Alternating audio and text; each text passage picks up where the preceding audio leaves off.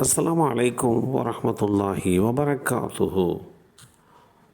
குடும்ப வாழ்க்கையில் அனுசரித்து வாழ்வது, அல்லாஹ்வின் திருப்தியை மட்டுமே நாடி நீர் எதை செலவு செய்தாலும் அதற்காக கூலி வழங்கப்படுவீர். உம்முடைய மனைவியின் வாயின் அன்புடன் நீ ஊட்டும் ஒரு கவள உணவு உட்பட என்று நபி ஸல்லல்லாஹு அலைஹி வஸல்லம் அவர்கள் கூறிய இந்த செய்தி ஸஹீஹுல் புகாரியிலே 5-6 என்ற எண்ணிலே பதிவு செய்யப்பட்டிருக்கிறது.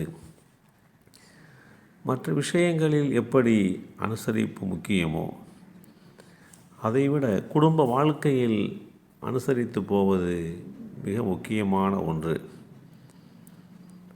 உமர் ரலியல்லாஹு அன்ஹு அவர்களிடம் ஒருவர் தன்னுடைய வீட்டில் நடைபெற்று வருகின்ற ஒரு நிலை குறித்து முறையிட வந்தார். வீட்டை அடைந்தவுடன் உமர் ரலியல்லாஹு அன்ஹு அவர்கள் வெளியே வருவதை எதிர்பார்த்து வாசலில் காத்திருந்தார். அப்போது வீட்டுக்குள் உமர் ரலியல்லாஹு அன்ஹு அவர்களுடைய மனைவி உமர் ரலியல்லாஹு அன்ஹுவை சப்தமிட்டு பேசுவதை பார்க்கிறார்.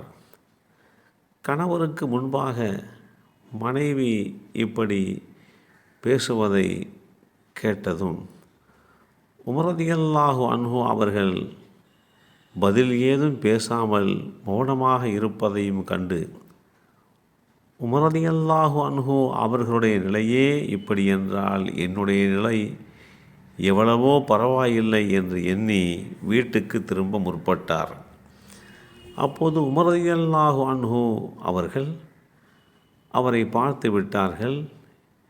அவரை அழைத்து எதற்காக வந்தீர்கள் என்று கேட்க அதற்கு அவர் தன்னுடைய நிலை குறித்து முறையிட வந்தேன் என்றும், ஆனால் இங்கு வந்து பார்த்ததும் உங்களுடைய நிலையை பார்க்கிறோம் என்னுடைய நிலை எவ்வளவோ மேலாக இருக்கிறது, பரவாயில்லை என்று எண்ணி வீட்டுக்கு திரும்ப முற்பட்டேன் என்று குறிப்பிட்டார். அப்போது உமர் ரலியல்லாஹு அன்ஹு அவர்கள் அந்த மனிதரிடத்திலே, சகோதரரை நன்றாக புரிந்து கொள்ளுங்கள், மனைவியின் மீது எனக்குள்ள கடமைகள் அடிப்படையில் நான் அவள் பேசுவதை சில நேரம் சகித்து கொள்கிறேன். என் மனைவி எனக்காக உணவு சமைக்கிறாள், துணி துவைக்கிறாள், என் குழந்தைகளுக்கு பாலூட்டுகிறாள். இதுவெல்லாம் அவள் மீது கடமை இல்லாமலேயே அவள் செய்கிறாள். இத்தனைக்கும் மேலாக அவளால் தான் என்னுடைய உள்ளம் சீராக இருக்கின்றது.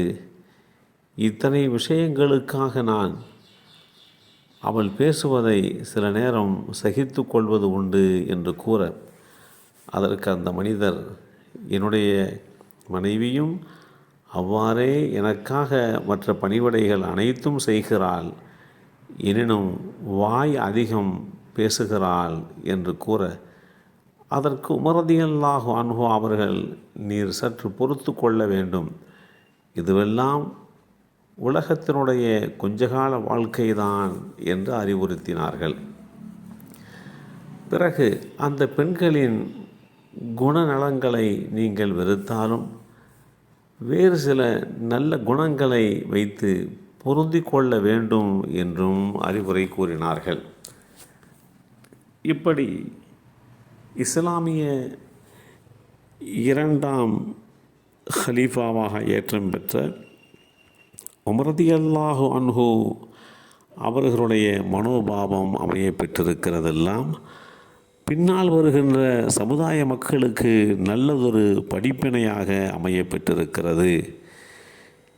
இந்த நிகழ்வை அடிப்படையாக வைத்து நாம் குடும்ப வாழ்க்கையில் அனுசரித்து செல்ல வேண்டும். அதுவே நம்முடைய மறுவுலக வாழ்க்கைக்கு ஏற்றம் கொடுக்கும். எல்லாம் வல்ல அல்லாஹ் நமக்கும் நம் சந்ததிகளுக்கும் அருள் பாலிப்பானாக. அஸ்ஸலாமு அலைக்கும் வரஹ்மத்துல்லாஹி வபரகாத்துஹு.